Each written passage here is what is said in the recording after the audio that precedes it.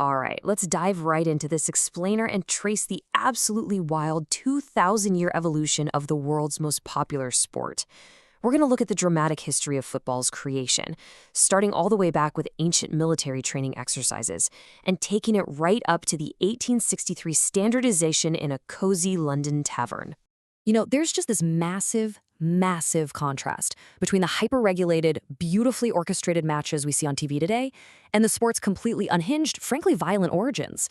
We're literally talking about a game that used to be played with animal body parts before it became this billion-dollar global phenomenon.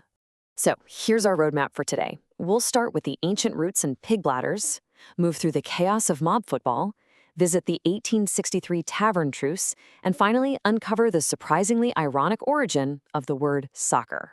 Okay, Section 1, Ancient Roots and Pig Bladders. Let's see how this whole thing kicked off in the earliest human civilizations. So thousands of years before modern stadiums were even a thought, the Chinese Han Dynasty military played something called cuju.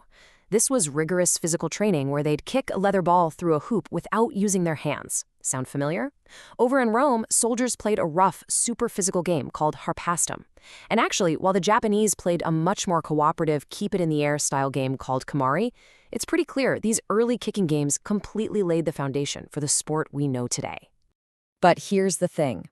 Our ancestors were incredibly resourceful and, well, maybe a little bit gruesome. Before the Chinese Tang Dynasty brilliantly invented air-filled balls with a two-layered hull, medieval Europeans were literally out there kicking around animal skulls and fragile pig bladders.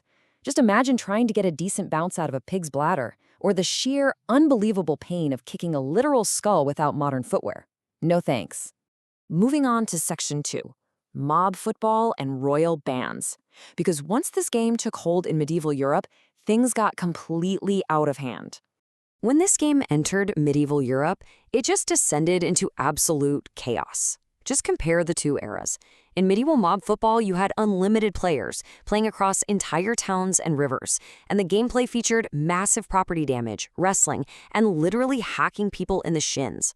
Contrast that with the 1863 FA rules we have today: 11 players per side, a defined pitch, offsides, and strict rules against handling the ball. It is literally a night and day difference. And because of that absolute chaos, monarchs actually desperately tried to outlaw the sport. King Edward III banned it in 1349, simply because it distracted young men from mandatory archery practice. And, archers were absolutely vital for national defense back then.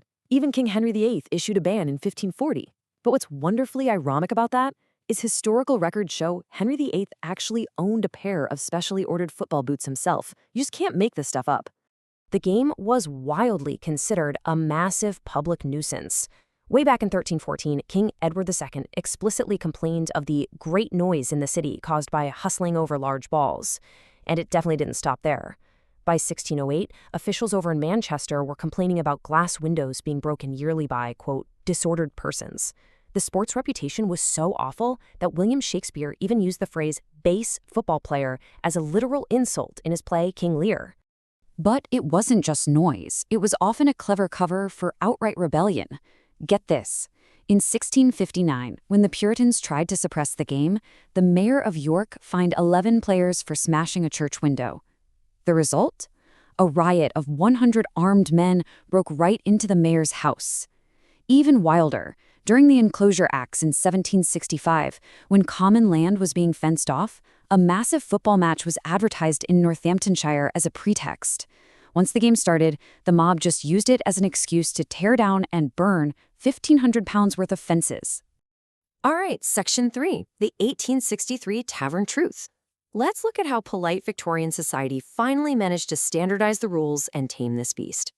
Picture this. We find ourselves on October 26, 1863, at the Freemasons Tavern in London. At this point, various schools and clubs were all playing by entirely conflicting rules. Some allowed catching the ball, others allowed kicking shins. So over 6 meetings, fueled by copious draughts of ale, Ebenezer Cobb Morley and representatives from a dozen London and suburban clubs founded the Football Association. Their monumental goal was to finally standardize the rules so clubs could play against each other without a literal brawl breaking out. But as you might guess, not everyone was happy with this newfound civility. It actually led to a massive schism in the sport's history. When the FA officially decided to ban handling the ball and hacking, which again meant violently kicking your opponents in the shins, F.W. Campbell, the representative from Blackheath, passionately objected. He went on the record declaring hacking is the true football. He was so furious he withdrew his club from the FA entirely. And actually, this exact disagreement over carrying the ball and physical contact is what eventually led to the creation of the completely separate Rugby Football Union.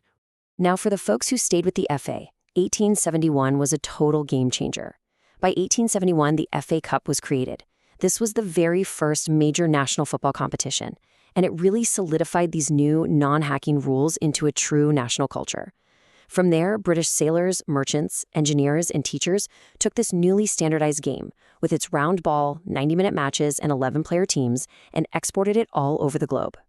And that brings us to our final act, Section 4, the origin of soccer. Prepare yourselves, because the actual history of this specific word is going to surprise a lot of people. There is a genuinely hilarious linguistic irony behind the word soccer.